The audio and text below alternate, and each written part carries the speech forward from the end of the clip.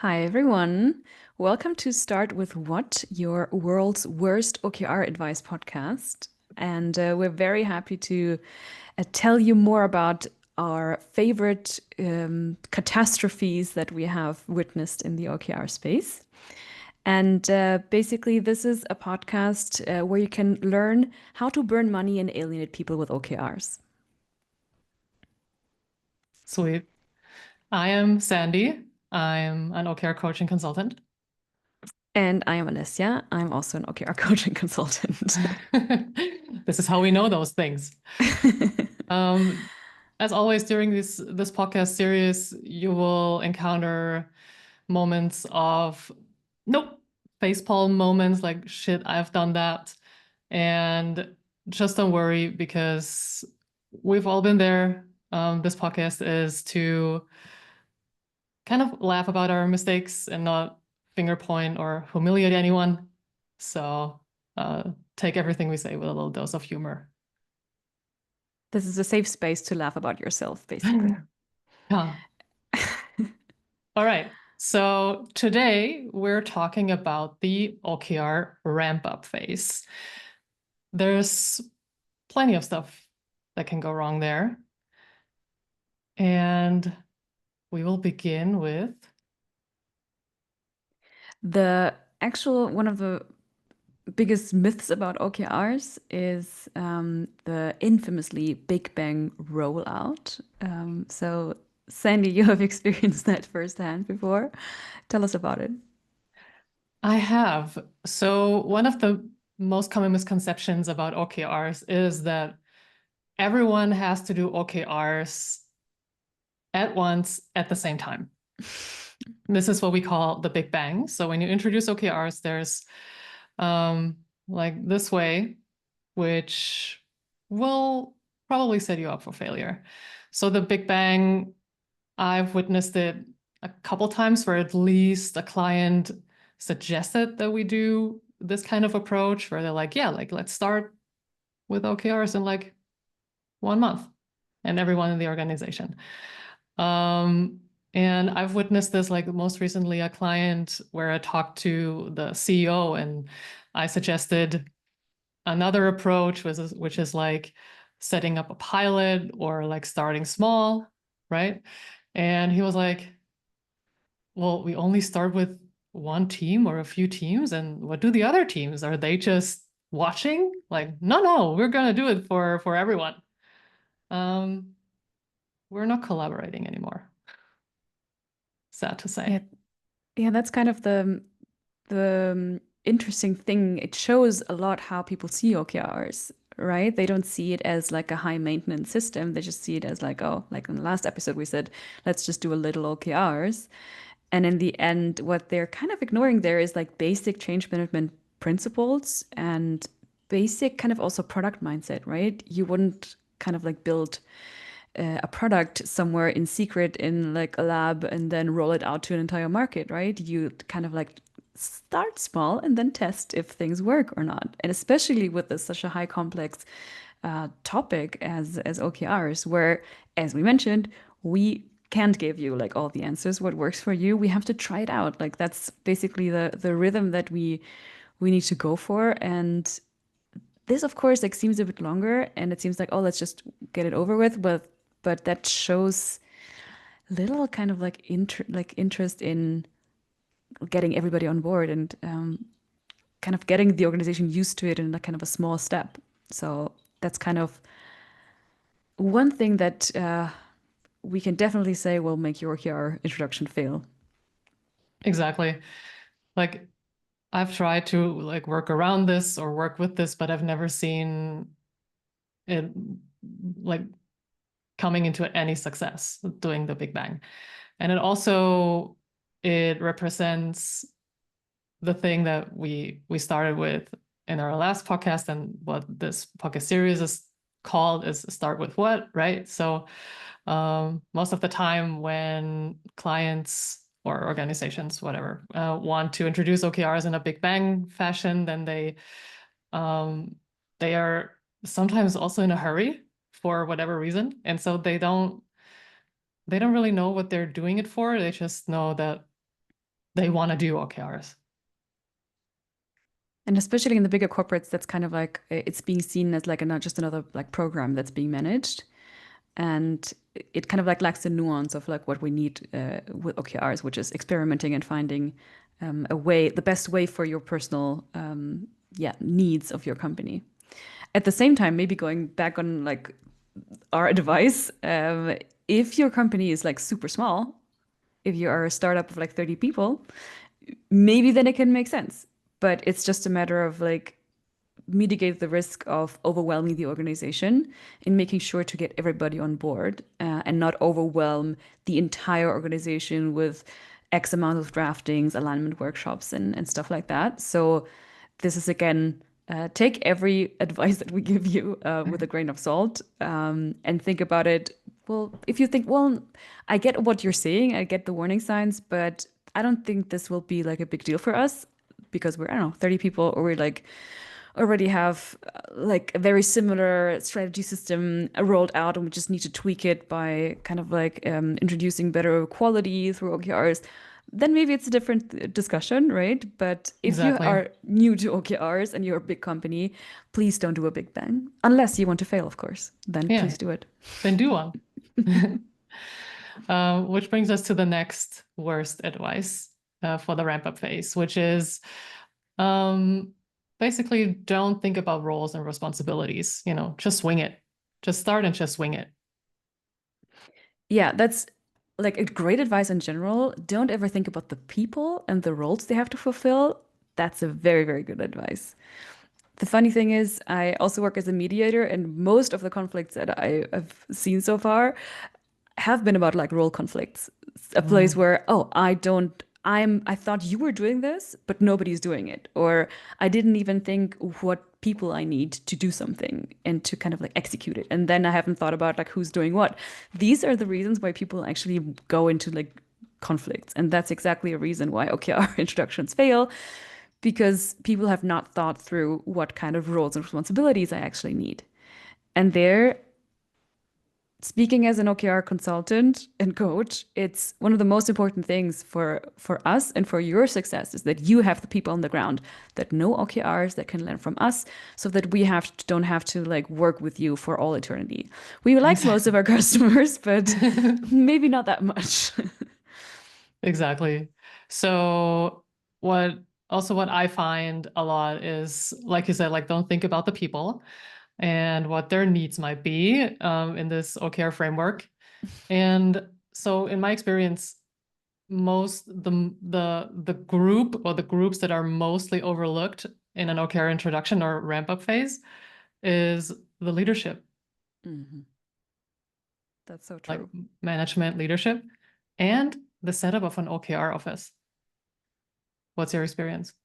100%. I mean, that's exactly what I meant. Like the people on the ground, like the ones that actually need to manage the OKR. There needs to be like a project behind it, right? It just can't be just be like, oh, like we're going to do OKRs and go ahead, please enable our people, and then this will run by itself. Like you need to maintain and sustain the system and also continuously improve on it. And that's exactly what the OKR office should be able to do or should be set up to do. And you're totally right. The leaders are also overly, like mostly overlooked because it's kind of expected for them to magically know how to do this like new style of leadership that is also attached to OKRs. If I'm not used to kind of like giving up responsibility to the team that much, then I also cannot make them take it, right? It's kind of like a matter of how does OKRs influence my style of leadership? And this, we're going to do a whole episode on that. But Exactly. that's basically another thing that's just overlooked too much. And so basically, who do I need? What do I need them to do? And when do I need them to do that? This is kind of like a concept that you need to think of upfront, because as soon as it goes into like enablement, you will have to, people will want to know like when am I doing what exactly. And especially for the OKR coaches, which is a third role that is definitely necessary if you want this to work, because you don't want to have neither the organizational aspects of running the program nor kind of like the content related aspects of how do I get people to the right OKRs and how do I coach people right, you don't want to be left for like high to dry if you leave, if you have the OKR consultants leave the organization, right? You need to establish kind of like a base there. And yeah, so Exactly. in other words, if you really want your OKR introduction to fail, don't even think about responsibilities and roles because then you for sure will actually bomb with it. Exactly. Just wing it. No worries. There's the another thing, the third thing for today that ties into that is like don't offer any enablement. I mean, it costs money and time, right? So no worries. I mean, you read Measure What Matters, right? So they can do it too, and then magically know what to do. They will know. So no training, no coaching. Like you said, Alessia, just focus everything on the consultants and coaches and then have them herd all the knowledge and skills. And then when they leave, then you're like back to square one. And this might be sounding like we're shooting our own into our own foot by saying like, please don't employ us long enough. But it's maybe this is how you could like detect a consultant that is more out to have impact and not just making money, right? It's true. Um, but yeah, so that's kind of like an important aspect. We want to like it's about sustainability, right? It's if we want to like kind of like make money off of you forever, that would be the easiest way, telling you, no enablement for people, just trust us. Exactly. And by the way, we will increase our prices in 2020. Exactly. We get you hooked, don't help you to help yourself, and then increase the prices. That's what good consultants do. Exactly. The first session is free. Exactly. So basically, if you want your OKR introduction to fail, don't offer any enablement or coaching. Don't make sure that people can run on their own, because then you will always be able to work for us with us for eternity. That's what you want, right? Exactly. We have one more. Yes, that's one of my favorite ones as well. I always say it's my favorite one, but it's kind of So like many favorites. so many favorites because they're so interesting. Another way of like if you just take an out of the box framework and just adapt it and don't adapt it at all to your setting, one of the most important things to think about is the cycle length. Mm. So if you want your OKRs to fail, don't ever adapt your cycle length to your needs. That's a very, very important one. Yeah. So always stay with the default of quarter, like quarterly draftings in the quarterly cycle. Because And corporates never, work in quarters, right? And it's so yeah, easy to move things in a quarter. So please stick to that. exactly. Especially for organizations who work in industries that are highly regulated and where like looking at it now, getting a product or a service out usually takes like 3 years. No, Hmm. let them do it like, let's introduce quarterly cycles, right? Makes Or sense. you work with a startup and then you figure out your go-to-market, whatever. Don't do shorter cycles. Why? John I Durr mean, said, did he say it? I don't even know if he said it in his book, but do what I John think you Durr said in did. his book, Yeah, basically. I think you did actually. And don't get us wrong. Like we get the sentiment, we get like the outcome behind it is we want to like shorten the cycles of delivering strategic results. Like that's the basic thinking underneath, and I do Yeah. get it. But please, please, please listen to your own, like to the heartbeat of your own organization. There is a logical rhythm. If you look at, as Sandy mentioned, like delivery cycles, or if you have seasonal work, or if you have anything of that nature that kind of like dictates maybe financial years. Like I have one customer who has a financial year that starts in September. If you want your OKR introduction to fail, please ignore these cycles because then people will be drafting OKRs over and over again, also in the middle of the cycle, which is a lot of fun to explain to teams. Um, so yeah, that's another major thing that we can. heartedly like advise to you if you actually want a big dumpster fire of an OKR introduction.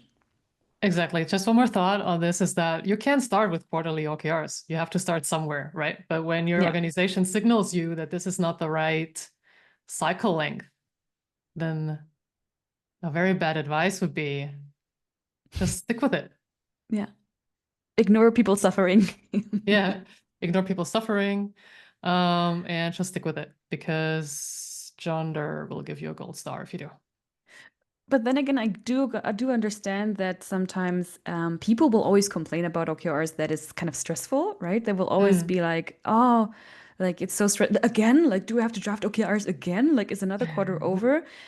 And it takes kind of like a nuance of understanding. Is this kind of just like change growth, basically saying like it as before we did like team strategy and team goals once a year, and now we have to do this every quarter, and kind of understanding if it's kind of like a big deal of this is not working for us because of other reasons than like it's stressful.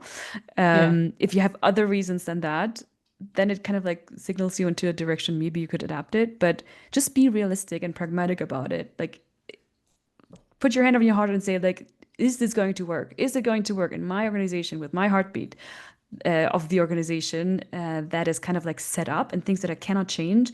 Does it make sense to do quarters? And if the answer is yes, okay, do it. Hmm?